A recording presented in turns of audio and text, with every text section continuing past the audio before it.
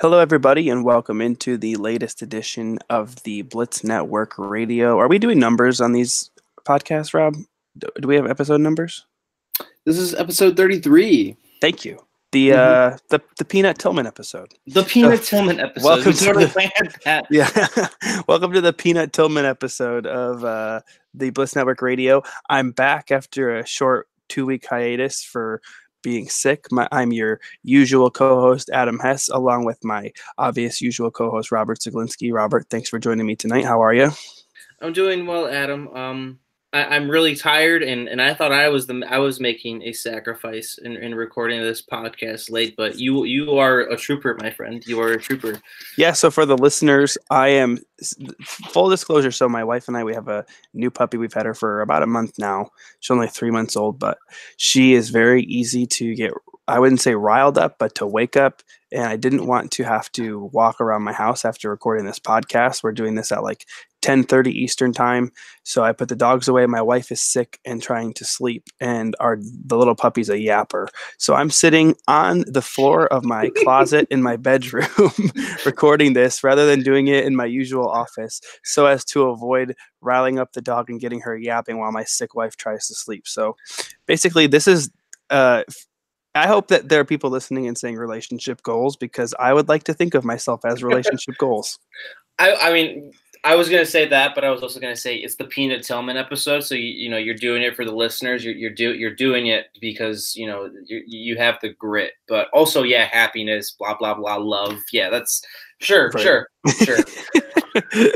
Well, speaking of Peanut Tillman, I don't know what. Speaking of Peanut Tillman, I don't have a segue for Peanut Tillman here. This is going very well, but continue. Yeah, really good start here. We're off and running here on the. Actually, I just came up with a segue. We're off and running here on the Blitz Network Radio Peanut Tillman episode. We're getting into our stride a little later than everybody else, or a little later than usual, just like the Bears are going to at the NFL draft, considering they only have a 3rd round pick this year. That's the earliest they will pick.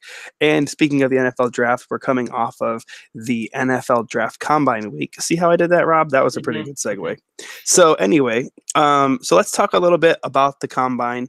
Obviously, I wouldn't say there was a standout performance this year quite to the effect of making a combine hero the way that we saw Shaquem Griffin last year. But obviously there was DK Metcalf, there was Nick Bosa, there was just about every 350-pound defensive tackle running a ridiculous 40-yard dash, and speed is just becoming almost overabundant among these NFL draft prospects. So, Rob, what was your biggest takeaway from the draft combine weekend?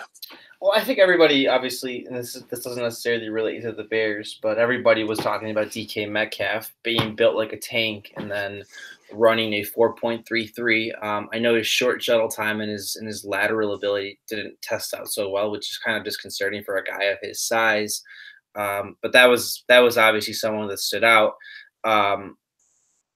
I'm looking forward to whoever drafts him really putting their entire job on the line and just absolutely going for it, because he can either be Calvin Johnson or he can be the next Darius Hayward-Bate.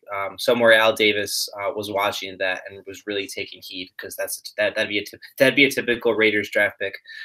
In relation to the Bears specifically, Adam, I thought the running backs, I mean, people weren't necessarily wowed by their performance. They weren't necessarily taken aback by anything that these guys did, but I thought the class on the whole and everybody that was there in Indy really showcased themselves well.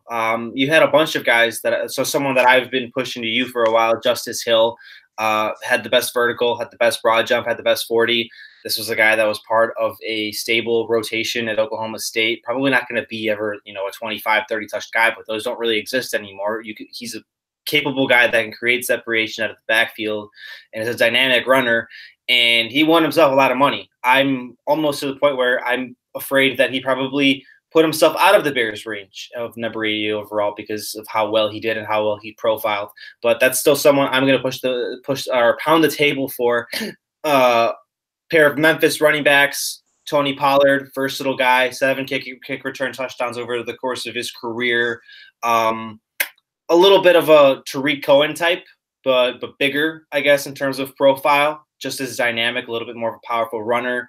And then Darrell Henderson, first team All-American 2018, second in the country in rushing touchdowns. Really, those top three to me stood out more than anybody.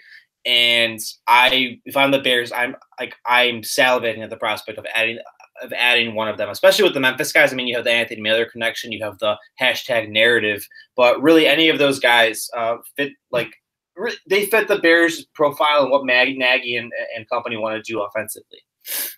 Yeah, I think, I paid a lot of attention to the running back scenarios, the running back performances.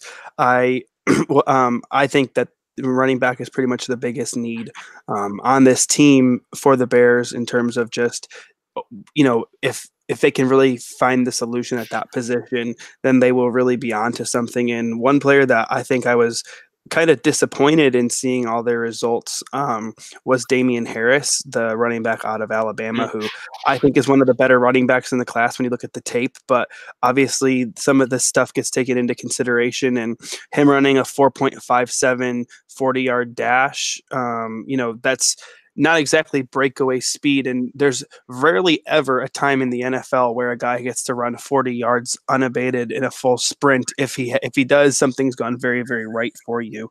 But just that, just seeing that kind of lack of speed in that setting was kind of concerning, because I thought that was a guy that I would have pegged as being a fit for the Bears, but potentially, that could end up, if that ends up slipping him into their range in the third round, that could end up being a major home run pick. And then also just seeing that the Bears met with Benny Snell, and to seeing his combine performance, I was impressed with him. And he's a guy who I think is kind of a favorite target of mine. I think of him as faster, stronger, and better catching Jordan Howard when I watch him. And so I think that he would be a good fit for this offense, to kind of not necessarily skipping a beat. So obviously it's kind of hard to get into these mid-round backs, and this is kind of an interesting year for running back, because I feel like the past few drafts have really had that top of the line running back. Your Leonard Fournette, your Christian McCaffrey, your Saquon Barkley. But this year there isn't that tier of running back, but there's a lot of talent. It's a very deep running back class where the Bears are probably going to be looking at getting someone really good there with that third round pick. Yeah, and that's the thing too. But they don't need a Fournette, and they don't need an Elliott, and they don't need the Bears don't need that kind of like superstar runner. Any of the guys you just mentioned, any of the guys I mentioned, there were even other names like Miles Sanders and even Elijah Holyfield, who tested poorly but still is a pretty good player. Like, where they're going to fit the Bears profile and they're going to fit in the offense. Like, the Bears are in that kind of position where they can aggressively tackle whatever little needs they have, like in the backfield.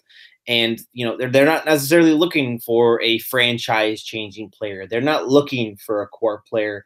I know in a quiet off season like this, there's a tendency to, I guess, create panic, create a false perception, or manufacture takes out of thin air.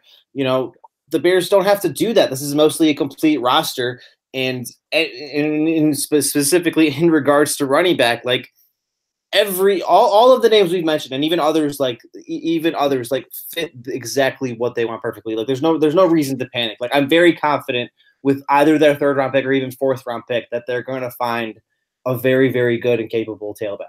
Yeah, I mean, just a couple of the names. I've seen a lot of people float the idea of Devin Singletary from Florida Atlantic, and then David Montgomery from Iowa State. He was a guy that I think at one point was considered one of the better backs in the class, and now his name's kind of fallen off the record when you talk about running backs. So you're talking about guys who could slip even into the fourth round, to where the Bears might not even have to use that third round pick. They might be able to get more of an impact position player at a different position, possibly like safety, or a depth edge rusher, and then still get a good contributor and potentially a 3-down starting back with a fourth or even fifth round pick. So there's a lot of depth there, which is really good. Now, I just talked about safety. A lot of talk been going around Bears Twitter and Bears social media lately about the contract situation with the Bears and Adrian Amos. Obviously, a lot of talk about the Bears potentially keeping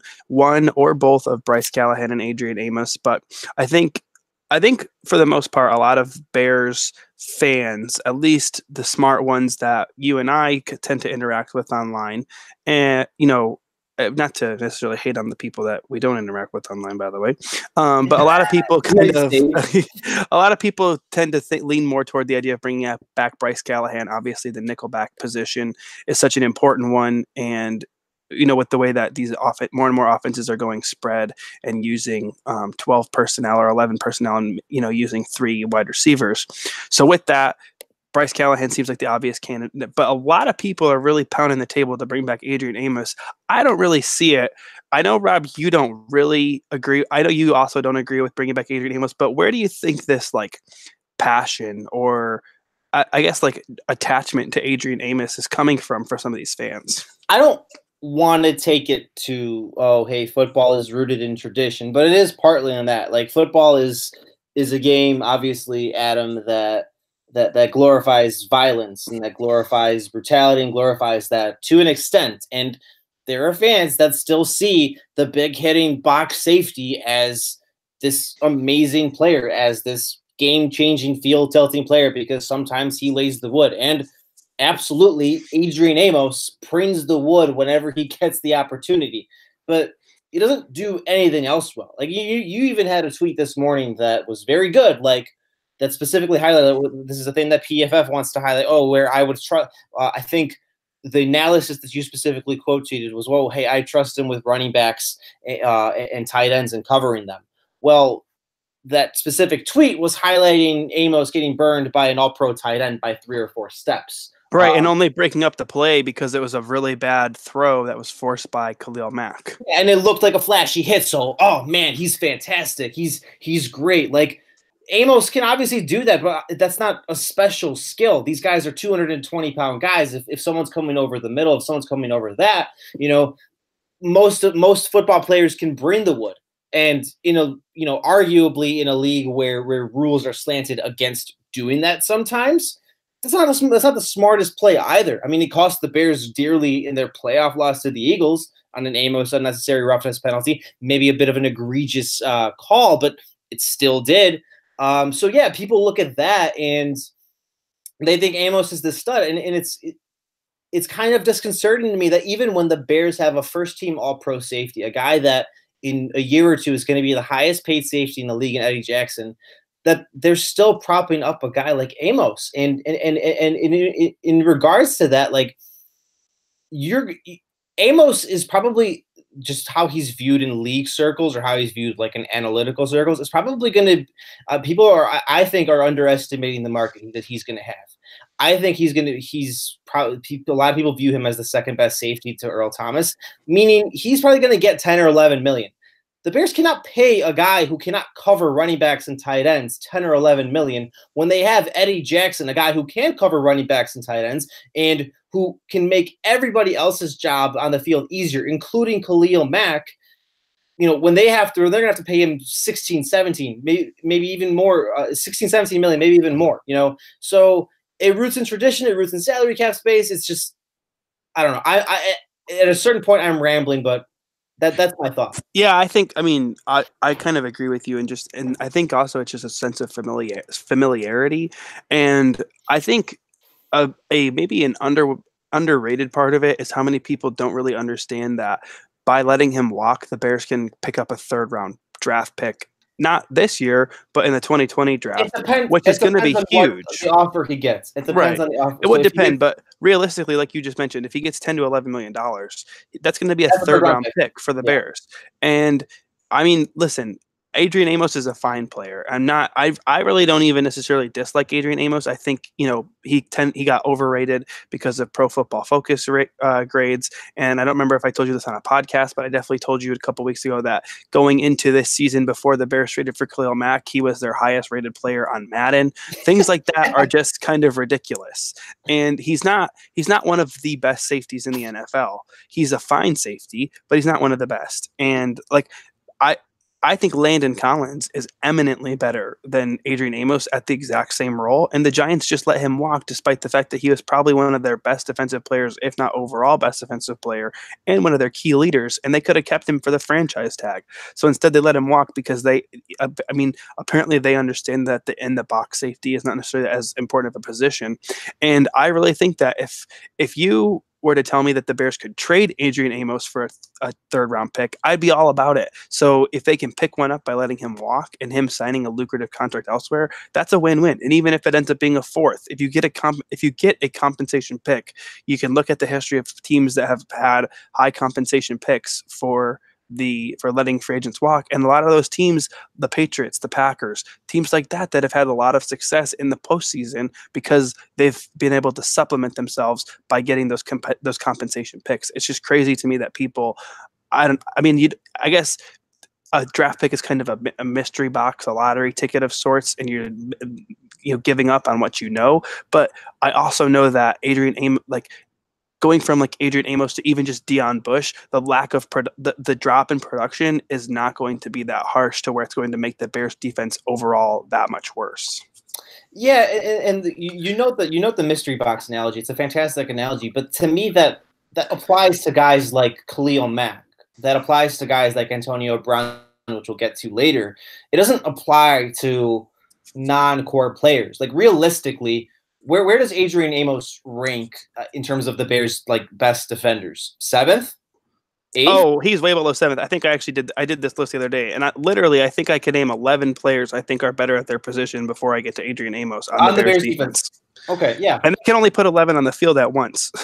Right. So, the people that think that it's a hatred of Amos, he's fine. It's just that he's not one of the Bears' best defenders. He plays on a stacked defense, which isn't a fault of his own. That he gets to play with Khalil Mack and Roquan Smith and Akeem Hicks and Eddie Jackson. It's just the Bears have such a stacked defense that they've already invested so much money into that it doesn't behoove them to pay their 10th, 11th, 12th, whatever best player really, really hefty money. It behooves them to turn what was a 5th-round pick and one of their non-core players into a 3rd-rounder, like we're pounding the table for. It behooves them to start to take advantage of, start to get supplementary draft assets, considering they don't have many over the next 2 years. You note that 3rd-rounder.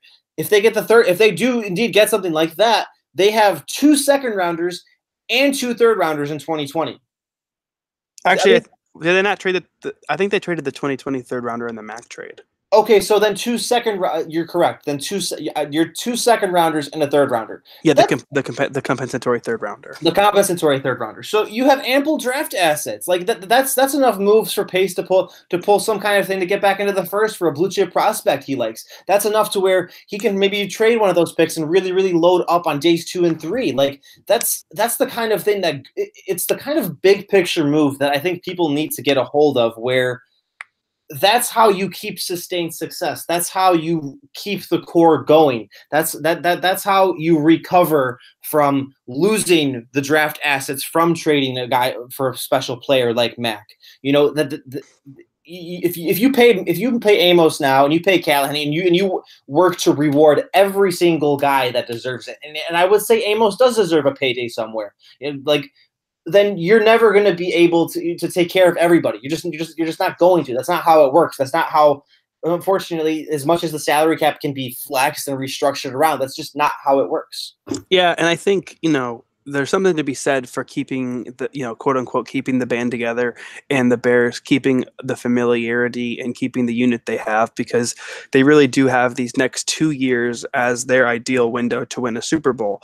But at the same time, you have Khalil Mack signed for 6 years, including this next one. So 5 years after this, you're still ideally you have Mitch Trubisky 3 years after this on his rookies, or 2 years after this coming season, and on his rookie contract still. So it's not just 2 years. You have about 3 years you can still go for this. Plus, ideally, Trubisky pans out to be your franchise quarterback. You'll still have Khalil Mack after that. So it's not like these next 3 years are the only opportunity in which they'll have to win. If you have a franchise quarterback and a good defense, that you can do a lot with that, especially with a good head coach. Look at teams like the Packers, who have historically had success with Rodgers at quarterback. Look at Tom Brady, who, yes, does take a little bit of a pay cut in terms of franchise quarterback money, but the Patriots have had a lot of success with him there. So you don't have to necessarily just accomplish this while you have your quarterback on his rookie contract. You can figure this out. It doesn't have to be done in these next couple of years. Like you said, thinking big picture and long term, sustained success. Yes, I would love to see the Bears win the Super Bowl in the next couple of years, but I would love it a lot more if they could win a lot of Super Bowls over the next decade. So that kind of thing, that future-minded move, picking up that draft pick, and like you said, giving yourself more flexibility with that is absolutely huge. Yeah, I mean, exactly. That's the perfect point. Good teams great teams even know how to be in win now mode, but also keep the future bright. Also keep everything in line to where, like the Patriots have been to the Super Bowl for 3 straight years now. They lose to the Eagles last year, and then they're back again and beat down the Rams in one of the other games. But hey, they were back again because they're able to constantly keep that train rolling. It's a similar way where the more chances you give yourself at draft picks, the more chances you give yourself at supplementing your core, the more chances you're giving yourself at postseason success, at division titles, at wild cards, which then turns obviously into every now and then you might fail. Every now and then you might have a Cody Parkey double doink or a painful too soon. Okay, but you know what I mean. Every now and then you might have that kind of fluky playoff loss, but because of what you've built and because you're constantly working to supplement everything, you can come back next year and that turns into a run into February. That's just how the best organizations work, and I'd like to see the Bears. And I mean, we both like to see the Bears move in that direction. Yeah, absolutely. Well, speaking of free agency, obviously the Bears offseason will not start and end with whether or not they re-sign Adrian Amos. There's a lot of options on the safety market, kind of making potentially going to free agency more attractive for Amos himself anyway. So obviously, some of the guys that are out there, obviously I mentioned Landon Collins, Eric Weddle was just cut. Obviously there's Tyrann Mathieu out there, Clinton Dix, a lot of options. So I guess, Rob, if the Bears were to let Amos walk and go the free agency route, who's, I guess, a realistic safety target that you think makes sense for them?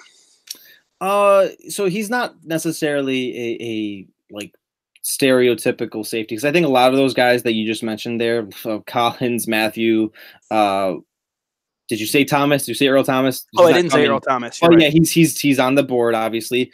Clinton Dix, whatever. The Bears aren't going to sign those guys. Those guys are a little expensive. I see them going after someone more sensible. Brian Poole from the Falcons recently released someone that can both play in the nickel and is an effective in the box safety and is effective in coverage. He's not necessarily a field tilter, but he is a capable starter. He is a guy you can sign, and he would be a capable 9th or 10th best player on the best defense in the league. That's someone I would particularly like. I know a lot of people want to tend to go towards the flash names and tend to go towards a safety list that looks incredibly oversaturated. But I have a feeling a lot of those guys are going to get paid a hefty amount of money, and if we're fitting along with the pace profile of guys that are versatile, guys that can do multiple things, someone like Poole that can play nickel and can play both safety roles is a far better and far cheaper option for them to go for. Yeah, I think you mentioned the cheapness option. I think that at the right price, and I think that it's not necessarily out of the realm of possibility that this player would take something of a discount to come to a good team. I think Eric Weddle kind of makes sense. The only problem is that he doesn't exactly fit the exact bill because he's definitely the free safety kind of Eddie Jackson role. So you'd kind of be asking him to do something a little out of what he normally does, but he's definitely a good enough tackler, and his ball skills and his coverage ability would be more than welcome as that kind of in the box strong safety route. So I think that he would kind of make sense, but I definitely like the idea of Brian Poole if that was someone that the Bears were to target. Moving away from safety, Rob, I asked you to come up with kind of an under the radar, maybe not an obvious signing, but something that wouldn't get any headlines outside of just, it could even just be a guy like thrown into the free agency tweet, but someone that could end up proving kind of, to be very capable and effective for the Bears. So who would a free agent kind of along those lines that you can think of? What kind of signing would you think of in that regard? Well, so it could theoretically be a guy that used to be a big name, right? Sure. What the exact criteria? Absolutely. I mean, I think people have linked him, but I want to continue to link him to the Bears, and obviously there's connections there. I wanted to go with something a little more edgy, but Terrell Suggs, man, let's go. Like, well, he's perfect. Like, that's not. I think he is arguably flying under the radar. I don't think necessarily I think recent reports are saying that the Ravens would like to re-sign him, but he's going to have a solid market for agency, and I don't really see him getting much plug, which is surprising to me for a guy that had 15 quarterback hits and 7 sacks last year. I mean, that's more than Leonard Floyd had over the course of the year. I know there are obviously extenuating circumstances as to what Floyd had, but you could do worse than having a guy like that as your third outside linebacker. Especially considering he was DPOI in Chuck Pagano's defense a couple exactly not too long ago. He has the comfort. You can seamlessly insert him into this defense and ask him to play 40 or 50% of the snaps. You can ask him to play the Aaron Lynch role, and he can have similar production: 7 sacks, 15 quarterback hits. He's already been a part-time guy for the last few years with the Ravens. He'd largely do the same thing in Chicago. If we're looking at if we want to poke holes in where this Bears defense is weak, it's arguably their edge depth. Khalil Mack and Leonard Floyd can't play 95% of the snaps the whole year. Our friend Aaron Lemming noted this: like, the Bears aren't playing for a 16-game season anymore. They're playing for a 20-game season. They're playing for a 19-game season. It's about sustaining for the long haul over 5 months and keeping guys as fresh as possible. Having a guy like Suggs in the fold, having a guy like Suggs that's experienced and knows the defense and is still quite effective, even at 36, on a cheap deal, is the kind of championship move that any good organization would make. That's what would allow Mack and Floyd to kind of keep their burners on and keep their energy at whenever needed, and then you can turn the Jets on in January, and then you can turn the Jets on if the Bears get to the Super Bowl. Like, Suggs is probably the most perfect signing the Bears could honestly make in my mind. Yeah, I think that makes a lot of sense. Mine, the one I came up with, and the reason I even prompted this is because I just have had this idea in my head. First of all, I would love the idea of Terrell Suggs, just the ball so hard university graduate, obviously. But my guy probably could call himself a ball so hard university graduate.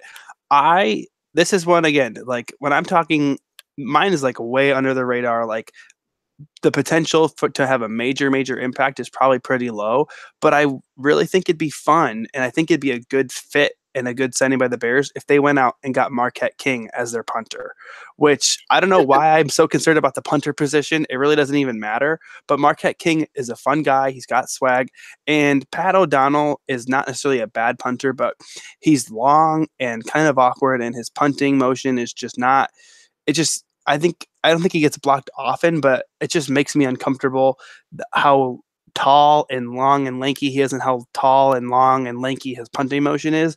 And don't forget, he had a really bad punt in that playoff game that set up that last Eagles scoring drive, which I'm not really ready to forgive him for. And so I think that the Bears moving on from Pat O'Donnell at the punter position could, again, it wouldn't necessarily make a major impact, but it could just be something like an under the radar kind of move that would seemingly, adding a guy like Marquette King, who was one of the best punters in football for a few years before injuring himself last year. I think that'd be kind of an interesting signing that could end up having some interesting big dividends next season if, by just allowing them to flip the field so well with that strong defense. Well, yeah, putting on my coach's cap, field position matters, Adam. That's what wins games. That's I'm going to give you a Bill Belichick 800-word speech about the different directional angles that a good punter gives you and why that wins championships. I'm not going to do that, but exactly. I mean, I can't fault you for that. That's I'm also admittedly not the biggest Pat O'Donnell fan, but yeah, if the Bears could upgrade, I think Kane could be that. That's probably an even savvier move probably than Suggs if we're keeping it real, considering what Kane's been through of late. That's putting a lot on the line for a guy that's supposed to flip the field for you. But you're getting personality, you're getting the big leg like you mentioned. And maybe that would help a bottom tier special teams unit, which is what the Bears had based off of DVOA last year. I think it was like 27th, 28th. Yeah, their special teams was pretty bad last year. They need to improve overall, and improving your punting and improving flipping the field position should be a point of emphasis. Yeah, I mean, and like I said, punt. Like I know you're kind of in favor of getting rid of the kicking and punting in football, and it is kind of stupid to have that.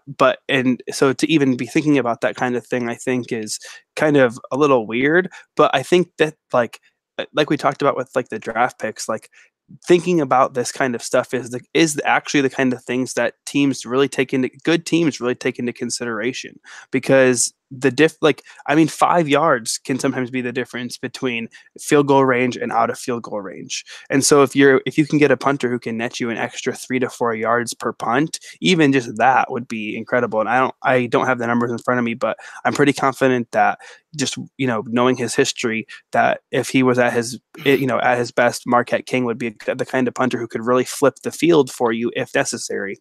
And I think his swagger fits with the Bears culture, just kind of the Matt Nagy BU, the BU culture that they have built in that locker room. I really think that he'd be a fun addition, and it'd be fun to have a fun punter. You know what I mean? Like, again, the punter position is just so blah, and it's not that important. Which is why it should be banned.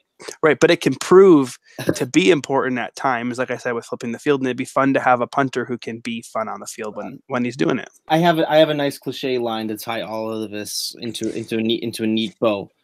Good teams only pay when the time comes. Good teams only pay core players, and good teams also focus on the littlest details that almost nobody else considers.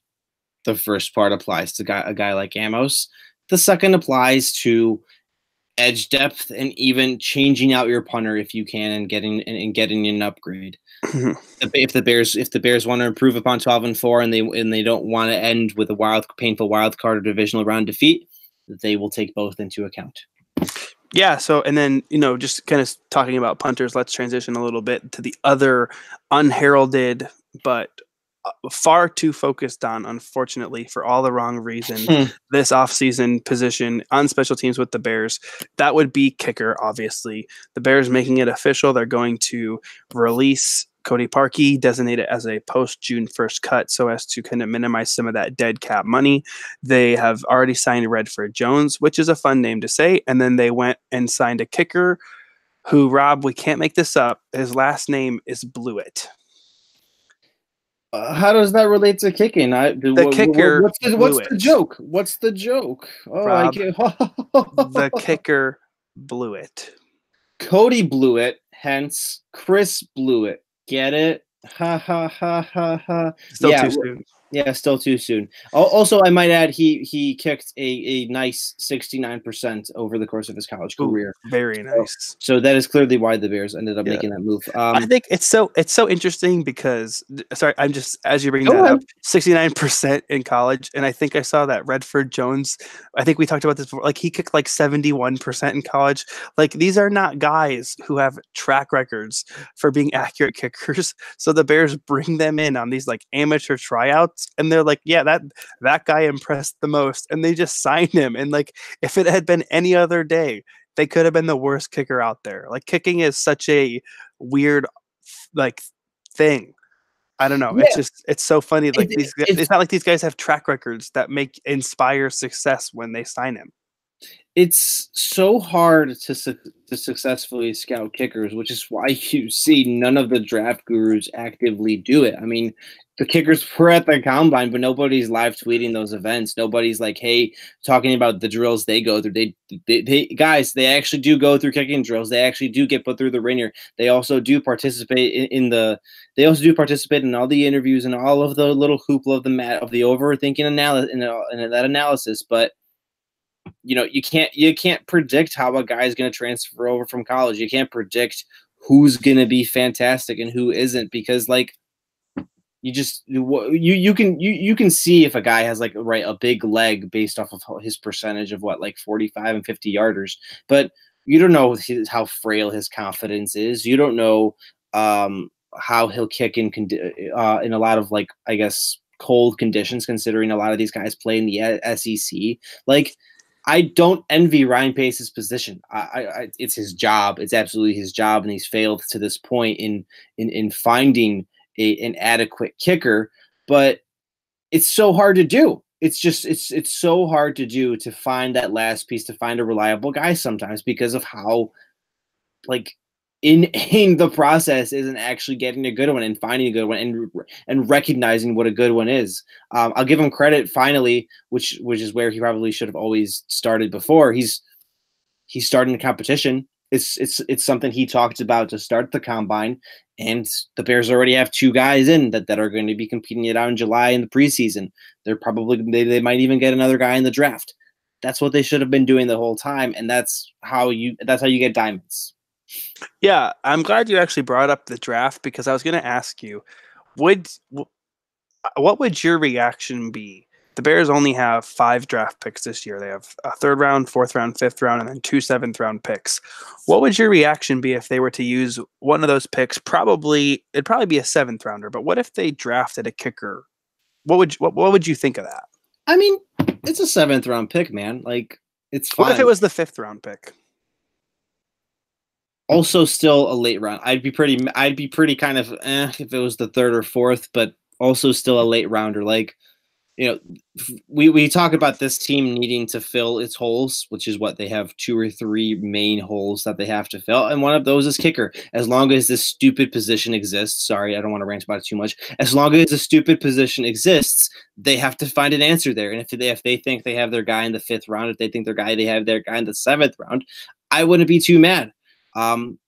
Historically, some guys come out of there. I mean, Greg Zuerlein, look at him booming kicks to get the Rams through the NFC Championship against the Saints. You can find a guy like that in the 5th and 7th round, and then you don't have to worry about that position for 10 years, or hopefully shorter, because once it's banned. Yeah, and I think once it's banned, I think also, like, one of the, like, sort of underrated advantages to doing that is that if you let's just say, I can't think of his name off the top of my head, and I don't really care to Google it, but the kicker from LSU I know is like one Cole of the Tracy? best. Okay, I was gonna say Cole Tracy, but I wasn't positive, so thanks for confirming that for me. Mm-hmm. Totally not making that up, by the way. And anyway, so Cole Tracy, the kicker from LSU, I think he made more kicks than anyone else in college history, or something like that. Like, one of the best kickers in college history. If they were to draft him, I mean, even in the 5th round, or let's say that he stuck around till the 7th because no one else wanted to draft a kicker, if he ends up being your answer, by having him as a draft pick, you have a rookie contract for 4 years. You have a really cheap kicker for 4 years. And when you have a good kicker, like you look at Justin Tucker, I think he makes over $4 million. Robbie Gould just got franchise tagged. I think his franchise tag is going to be over $4 million. That's not necessarily a ton of money, but that's a decent amount of money on your salary cap for a kicker. So if you can get a team, a quote unquote franchise kicker, and have them on a rookie contract for 4 years, there's a lot of value in that, I think. Yeah, I think especially with kicker, I think getting a guy affordable on 4 years before the position is banned is important, because that's probably how much longer it's going to be in the league, right? So, okay, come on, you got to laugh at that. You set me up too easily. The AAF may have gotten rid of kickoffs and extra points, but they still have field goals. All right. Well, so if we're gonna go, I'm just saying it's the AAF. Obviously, I'm not saying this end all be all, but if that's going to end up proving to be the testing ground, they still have field goal kickers. Okay, fine. So still 4 years of occasional field goal attempts. I mean, you can't argue with that. And if it does come to the point where if they did get a guy like Cole Tracy and you end up and he ends up being a success and he ends up being the answer the Bears have been seeking for 3 years now, um, I don't think they necessarily have an issue franchise tagging him. Kickers are the second most franchise tag position behind, I think, edge rushers since the concept was introduced over 12 years ago. So I don't go for it. Go.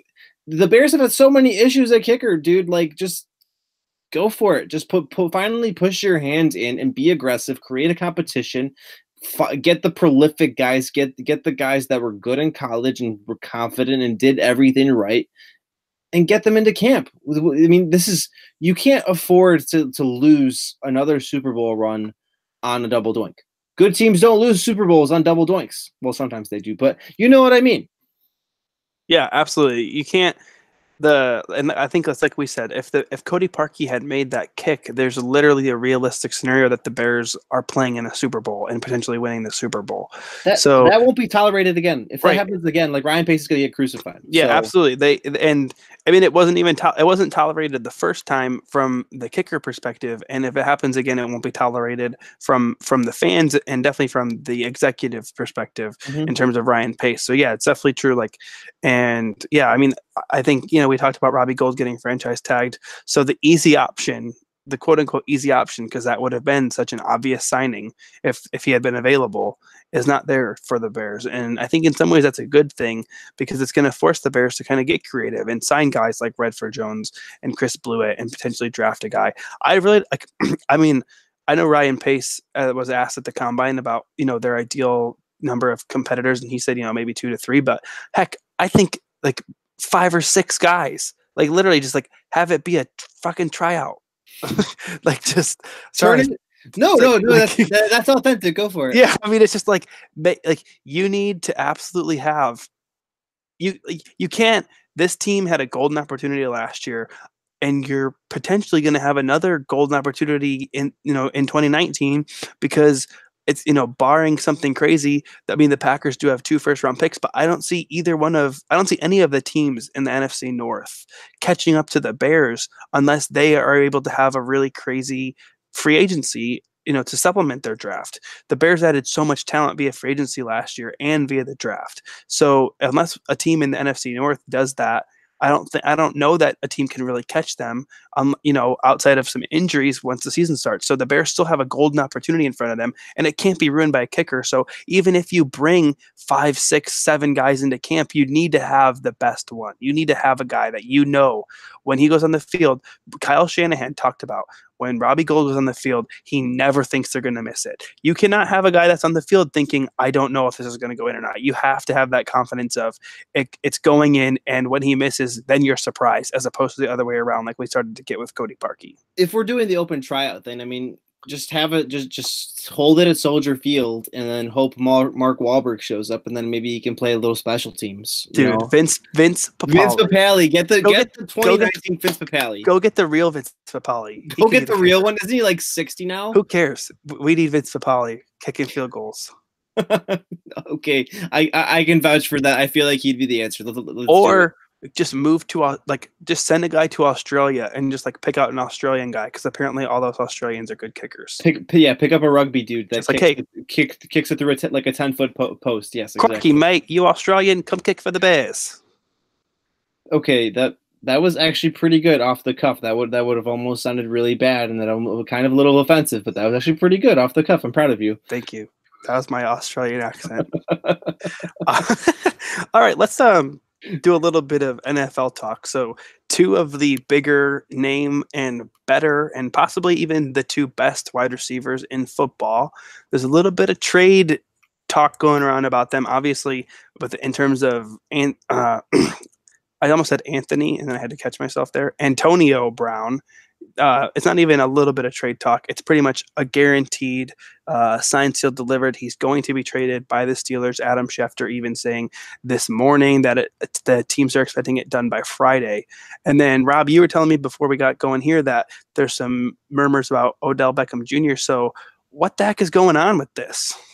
Well, I want to put the caveat with the Brown Friday stuff. That's Schefter being leveraged by the Steelers because that's the Steelers they're not getting the first round asking price. So they're putting an artificial deadline. Oh, hey, we're getting all of this stuff in. You really gotta get us in, and you gotta be aggressive, and you gotta go get this guy right now. That's the Steelers doing that. Absolutely. He's still gonna get moved. Rob, let me just say, as a White Sox fan, and as painful as it is to bring this up, going through a whole off season of hearing Manny Machado and Bryce Harper rumors and just all the media bullshit, I'm fully aware of how the media bullshit works.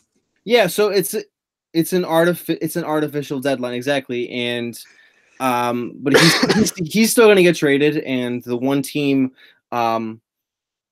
I don't think anyone's necessarily worried it's the Packers, and if you're not worried that it is the Packers, what is wrong with you? You're just rationalizing. That's a different story. The one team that is the number one runner, and I would be shocked if Brown isn't playing there next season, it is Oakland or Vegas. Are they moving to Vegas next year, or is it the year after? It's 2020. Okay, so it's still Oakland.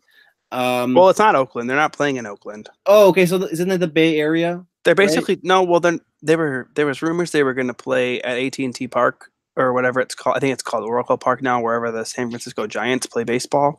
But that got turned down. And then I saw on Twitter that the city of Birmingham, Alabama, wanted to host them.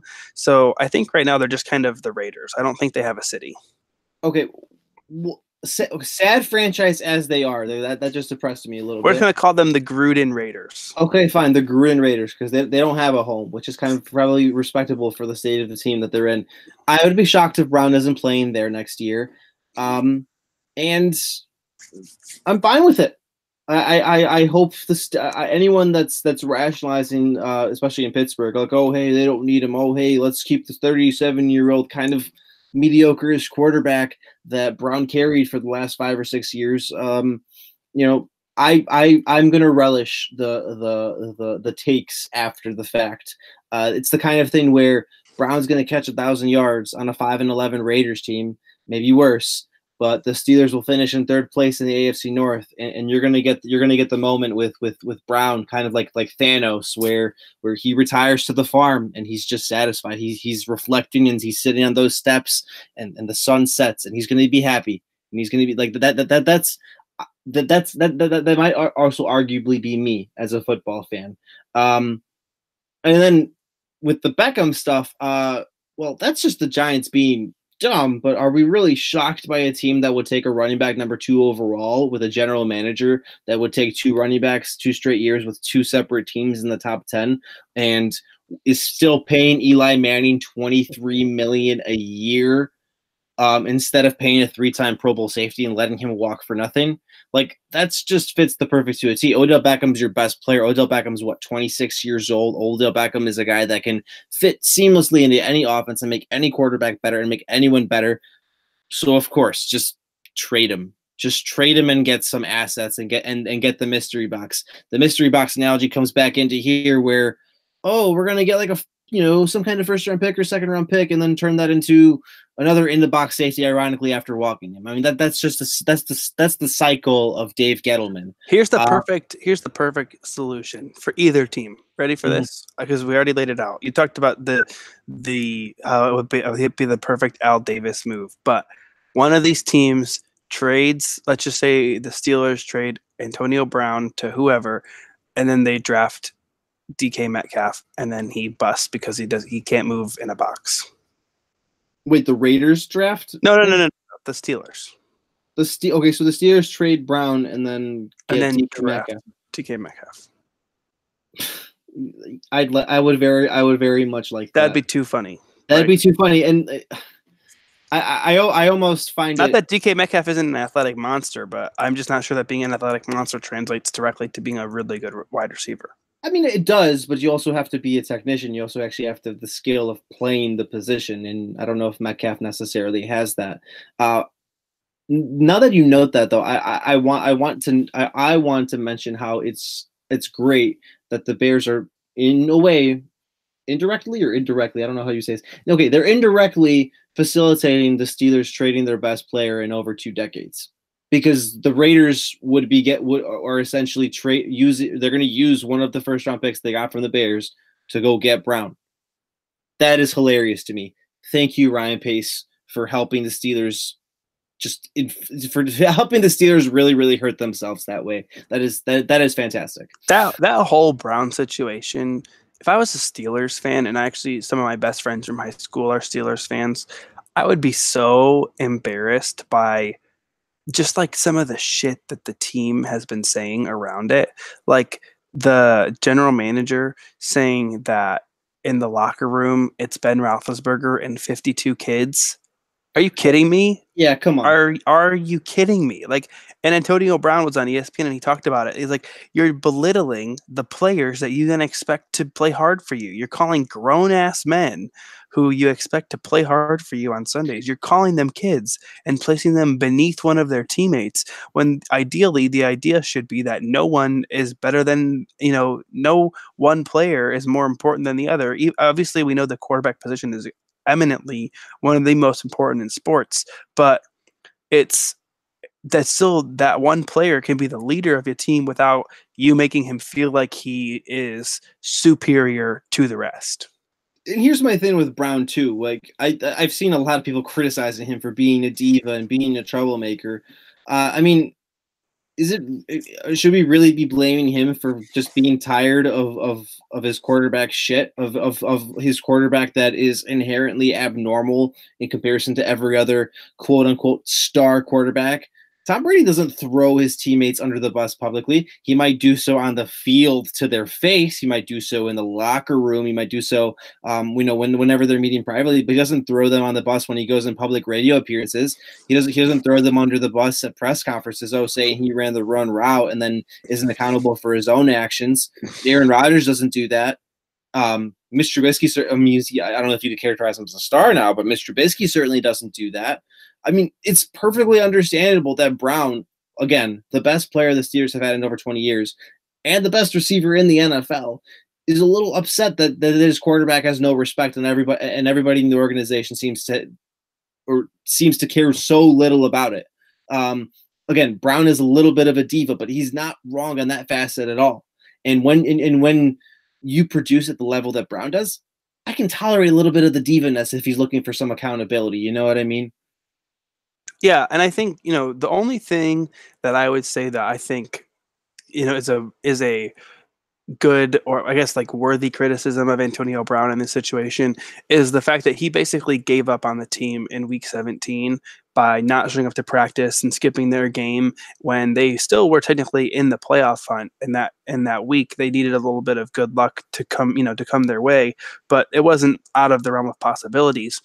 So that's the only thing. But other than that, like you said, he's the one of the preeminent talents in football and has been so for several years now. And like you said a little earlier, he's basically been carrying Ben Roethlisberger. The Steeler, I would say that Ben Roethlisberger's success has a lot more to do with Antonio Brown's presence than vice versa. And so as such, for him to get sick of all the little crap and like, I mean, I didn't even know some of this stuff happened, but like just seeing the ESPN story that they had with Brown over the weekend, like after they lost to the Broncos, when Ben Roethlisberger threw the pick to a freaking defensive tackle in the end zone at the end of the game, he goes on the radio and calls out Antonio Brown for not running the route correctly. When, dude, you got picked off by a defensive tackle. Throw a better pass. Like just little shit like that. Like it's so ridiculous to me that Ben Roethlisberger, that's a really toxic culture. It sounds like in Pittsburgh that if Roethlisberger were to retire, then he what are they? Do they even have an identity anymore as a team? And just even going back to the obviously last year the Steelers I think used a second or third round pick on a quarterback. And they had done that because there was, Roethlisberger was flirting with the idea of retiring. And then Roethlisberger gets pissed off that they drafted a quarterback because they're trying to potentially prepare for a future without him. And he says he wants to play 4 more years. Oh, ironically, that's just how long a rookie contract is. So just little stuff like that. The diva in the situation is absolutely Ben Roethlisberger. And I think it's more power to Antonio Brown. But like I said, the only thing I think he would look a lot better in the situation had he not walked away from the team in week 17. I know we talked a lot about the Giants being dumb, which isn't any news by now. But how about and we can't necessarily talk about this too much yet because it's not official. But how about Odell Beckham's fit on the Browns, man? Like that offense is lethal now, and I'd be surprised if Cleveland didn't win 12 or 13 games if they were able to get them. Well, see if that actually happens. Yeah, that the Browns are going to be pretty dangerous. Okay, but can you? Just on a theoretical Madden franchise, dude, level, like Baker Mayfield throwing to Jarvis Landry and Odell Beckham and David Njoku and that offensive line and I mean obviously Kareem Hunt's a talented football player that they just added. Just, all the off the field stuff notwithstanding, he's obviously a very good running back, and Nick Chubb as well. Yeah, I mean that's a stacked offense, and that would only. Both of these stories essentially, I mean, again, we'll see if it happens, but both of these essentially fit in so perfectly where the Steelers are only cementing their status as a third place AFC North team, whereas if the Browns are able to make this move, there's no question in my mind that they would be a first round bye in the AFC and win that division. So it's just first round bye might be a little aggressive, but they'll probably win the AFC North. I mean, I think. Okay, yeah, it depends on how they do with the Chiefs because you almost always have to pencil in the Patriots. But the yeah, Chiefs you're right. and Patriots, yeah. But yeah, you're right. You're right. All right, let's you want to do a little Game of Thrones talk? I do. I know you didn't watch the trailer, but no, I did watch the trailer. Oh, you did? What'd you think? I watched it today. I don't know. It didn't really do a whole lot for me. It didn't. I liked that it didn't show a lot, but it also there was just. They showed just not enough that I was like, okay, it was just like a hype video, you know what I mean? Yeah, and I think that's the smart move. I think. I don't want any spoilers at all. I mean, I think at this point, they're probably still trying to sell people on it. Like, oh, hey, someone gets passed on through for word of mouth, and now they buy an HBO subscription. But anybody who's gonna watch. They're going to watch. It's the most popular show on TV. It's entered mass popular culture. It has its own emojis, now that are designed specifically for the final season. That is going to be 8 hours total in runtime, which is a lot over 6 episodes. To me, just you get a hype video out and don't reveal too much information. That's fine. I was almost scared to watch it, and knowing my internet social media tendencies, oh man, I'm gonna ruin it for myself before anything. But no, they showed some shit. They showed some shit out of context, different characters smiling. Oh, Danny and John with the looking at the dragons. At this point, I'm just ready for it to start. Because I know the episode order, and that's a big spoiler because now I know how everything's gonna work. Wow. Don't tell me any of that. I don't. No, I know they revealed the one episode, and based off of how it is, you can kind of put it together on your own. But I mean, I don't even want to know about that. Look, I don't even know about that yet, so I don't want to know. Look, that was the thing that was wide release though. That wasn't like a Reddit reuse. I know, but I don't even know it, so I don't want to know it now. Okay. Don't tell me about it. I'm not gonna Infinity War for this. Moving forward from here, you did spoil something big for Infinity War for me. Oh God, you barely avoid. I'm just gonna say it. If you haven't seen Infinity War by now, I'm not spoiling anything for you because you should have seen it. It's on frickin' Netflix. But Rob last year, in a group DM that we're in, goes in and goes, guys, I know that an important but not key character dies in the first scene of Infinity War, and just got me thinking. And so then, of course, I can't not guess. So I start guessing, and I knew right away. I was like, it's Loki, an important but not key. That's Loki. And guess what? It was. And Rob didn't. Rob goes, I'm not saying no. He didn't even say yes. He just said, I'm not saying no. Spoiled a big thing for me. So I told him, I said, going forward for Endgame this year, and then I'm saying it right now for Game of Thrones moving forward, even though I'm not necessarily as invested in Game of Thrones. I'm trying to stay spoiler free. I'm staying away from trailers from now on. I'm staying away from rumors. I don't want to know anything about it. Okay, but a fair discussion. How do we think it ends? Is it going to end in some dumb cliche way? I mean, Of course it is. If you look at the writing of seasons 6 and 7, I mean, it's just the writing's gone downhill. I mean, I still enjoy the show, but It's still a good show. the quality is just downhill. And I Mhm. think the show is so much more compelling to me when the White Walkers were not a thing. I don't know if you agree with that, but like the show, I shouldn't say not a thing because they've kind of been there the whole time. They've always kind of been a threat, but like the show is way more compelling to me when it was about what was going on in Westeros, and now it's basically just like about the fight for human survival. Well, yeah. Here's the thing about the White Walkers. Like they're a Lovecraftian villain. Are you familiar with that concept? Not really. Okay, so Lovecraft, a Lovecraft villain is where they're never really expanded upon. Like there's a mystery about them, and that's what makes them like so like compelling as villains. That's what draws in a reader. H.P. Lovecraft was a famous, like this is a guy that probably created all of those horror tropes and created all of those literature and film and TV tropes, and that's what and when the White Walkers were that, when there was a little bit of air of a mystery to them, when you didn't know so much about them, when they weren't as wide out in the open, like you feared them and they weren't a thing. Like it's like you said, like to me, Cersei's a far more okay. So for anyone that hasn't watched up to this point, like, okay, sorry, spoiler. Cersei's a big villain, and she's a bit of a badass. Cersei has always been far more compelling. She's far more cunning. She's far more patient. She learns from her mistakes, and she's a bit of a bad bitch. Like she's awesome. Guys, Daenerys, when she's kind of gets her rage going, like that's always been far more interesting to me. Like Tyrion was, to me, seasons 1 through 4 still the best written character in the show, still the character with the most depth. Like that shit is always far better. And then you have the White Walkers in the background, like, oh man, what's going on there? What's going on there?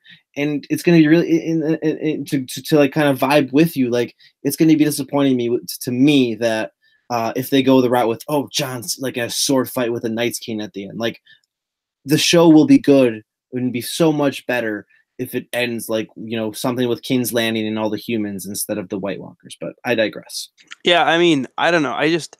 I like, it's one of those shows where it's like, this is going to sound really weird. Like the story arc makes sense that or the story arc, I think it's building towards the heroes winning, right? Like the humans are going to kill the White Walkers. Mm-hmm. But just like the way that the show has gone, in my head, I'm like, the righteous ending is the White Walkers winning.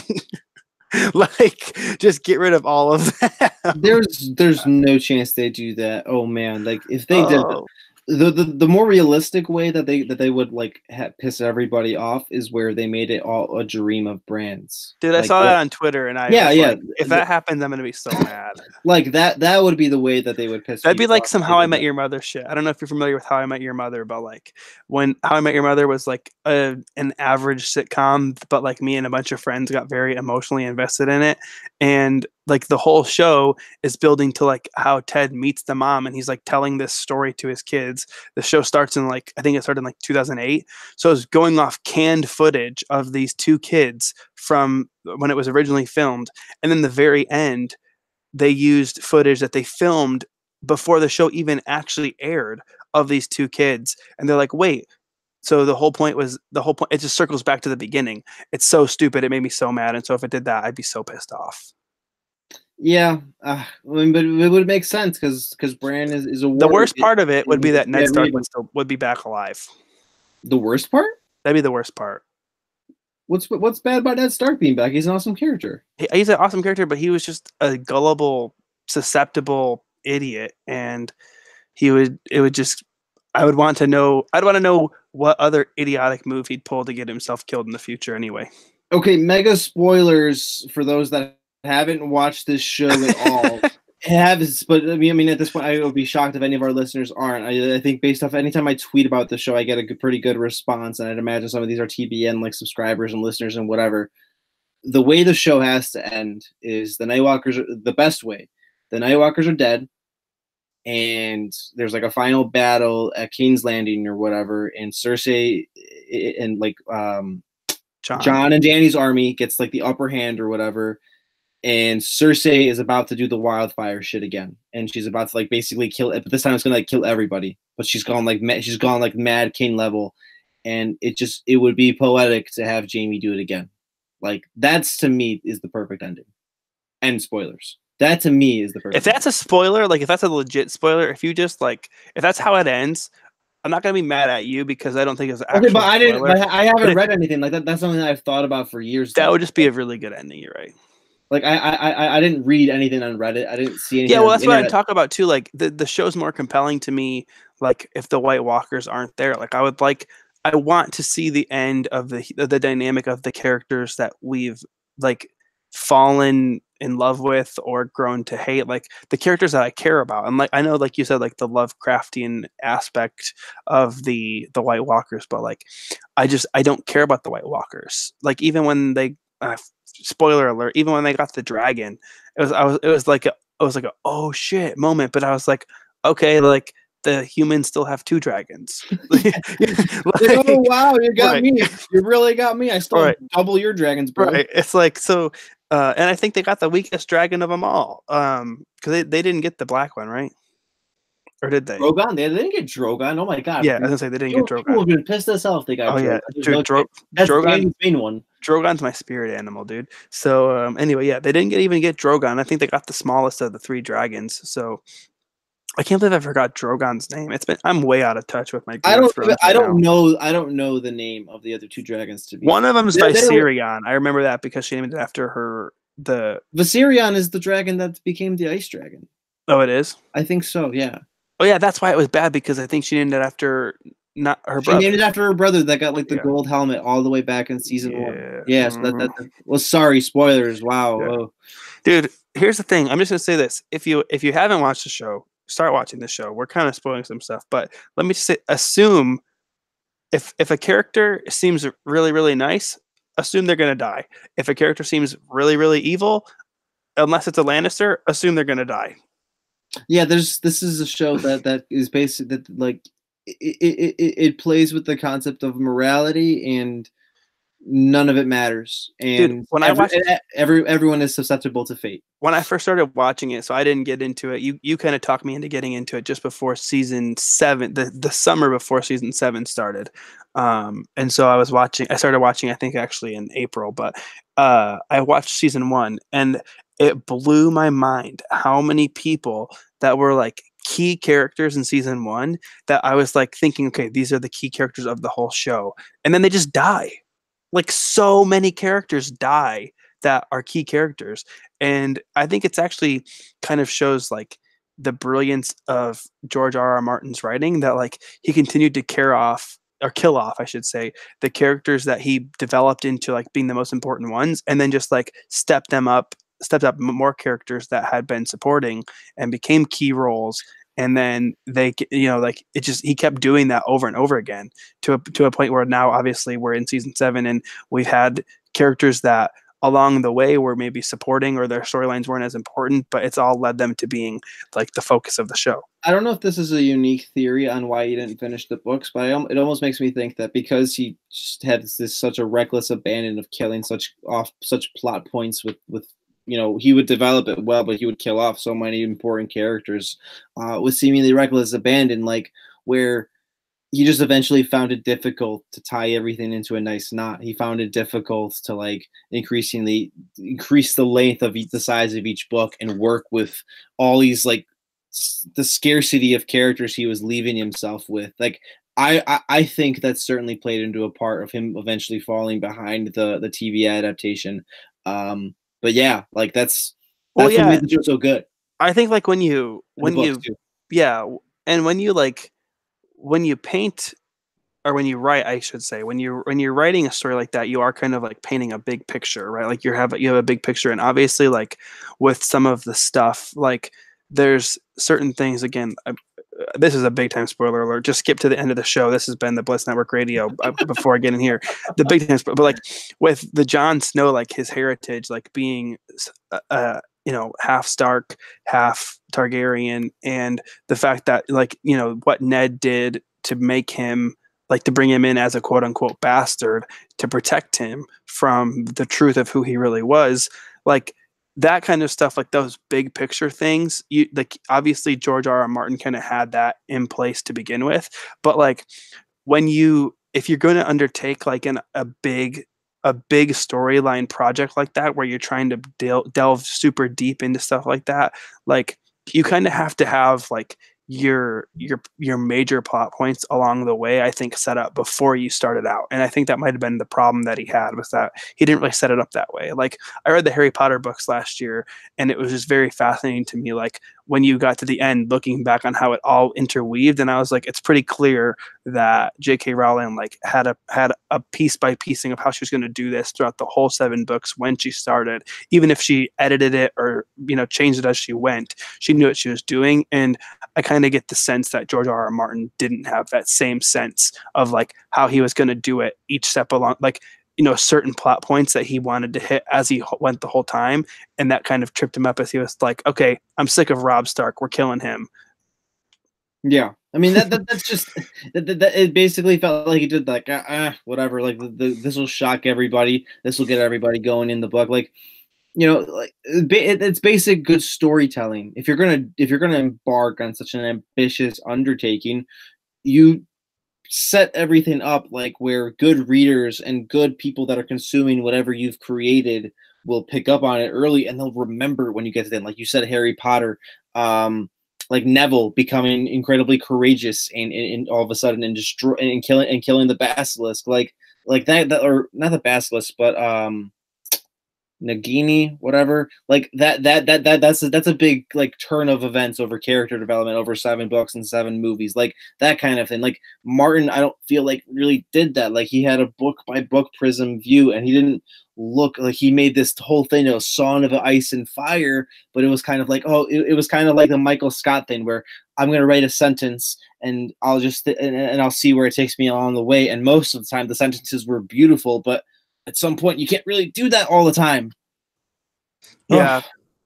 Yeah. I don't know. It'll be interesting to see what happens. I kind of wonder if he's even going to ever finish the books at this point. I don't think he is. I know people are optimistic, but I don't think he is. And I'm not going to begrudge him for it too much either. Like, I know this sounds like a lot.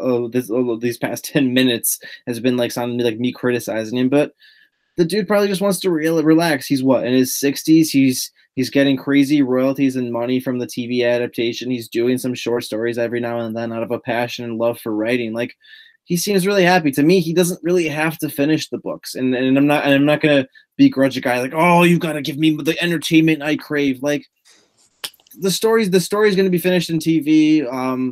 He wrote 5. He wrote 5 really good books. Move on, Yeah. Well, we'll see what happens. I'm excited to watch it. So am I. April 14th, man. So far away. April's going to be a lit month, though, because we got Game of Thrones and then Endgame, the NFL draft. So much fun. This has been a good podcast, though. Yeah, definitely. Well, thanks for joining me as I sit here in my bedroom closet. Yeah, so thanks, guys, everyone, for listening. You can follow Rob on Twitter at Robert Zeglinski. That's ZEG Linsky with an I. Follow me on Twitter at _Adam Hess. That's HESS as in Sam. And follow the Blitz Network on Twitter at the BlitzNet. Follow all our work at patreon.com/BlitzNetwork. Rob, give me your parting shot. I got nothing, guys. Stay classy. Okay, wait. I do have a parting shot real quick before we go. Ending the podcast on this. A tweet. Aaron Lemming just shared it. The Ravens have scheduled a press conference for 11 a.m. tomorrow to announce the re-signing of a player. It's CJ Mosley. Could it be? Please be CJ Mosley. This tweet says it has to be CJ Mosley, Terrell Suggs, or Desarius Smith. Please be CJ Mosley. Okay, stay classy. All right, stay classy.